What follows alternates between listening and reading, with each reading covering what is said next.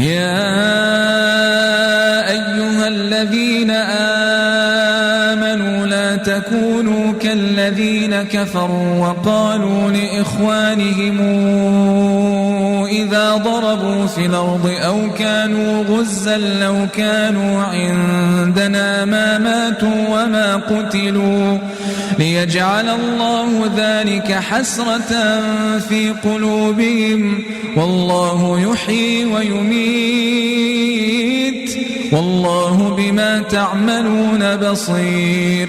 ولئن قتلتم في سبيل الله أو متم لمغفرة من الله ورحمة خير مما تجمعون. ولئن متم أو قتلتم لإلى الله تحشرون.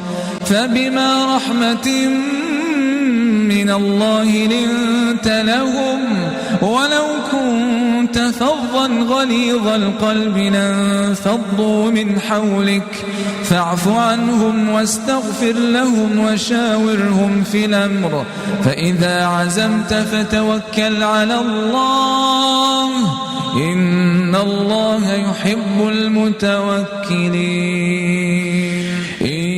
ينصركم الله فلا غالب لكم وإن يخذلكم فمن ذا الذي ينصركم من بعده وعلى الله فليتوكل المؤمنون.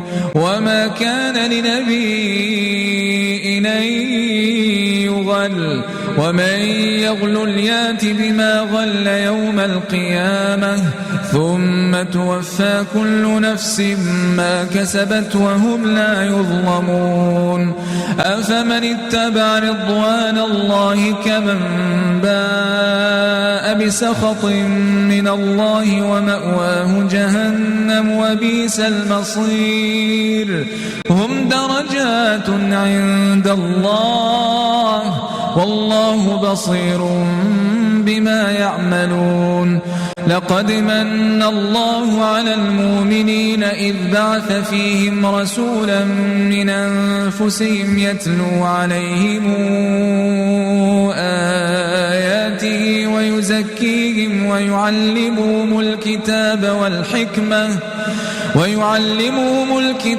والحكمة وإن كانوا من قبل لفي ضلال مبين. أولما أصابتكم مصيبة قد أصبتم مثليها قلتم أن هذا قل هو من عند أنفسكم إن الله على كل شيء قدير. وما أصابكم يوم التقى الجمعان فبإذن الله وليعلم المؤمنين وليعلم الذين نافقوا.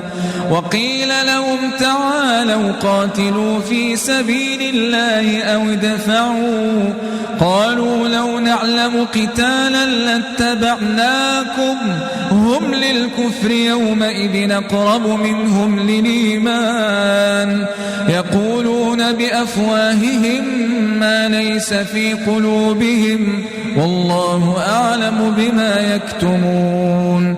الذين قالوا لإخوانهم وقعدوا لو أطاعونا ما قتلوا قل فادرءوا عن أنفسكم الموت إن كنتم صادقين. ولا تحسبن الذين قتلوا في سبيل الله أمواتا بل أحياء عند ربهم يرزقون فرحين بما آتاهم الله من فضله ويستبشرون بالذين لم يلحقوا بهم من خلفهم ألا خوف عليهم ولا هم يحزنون.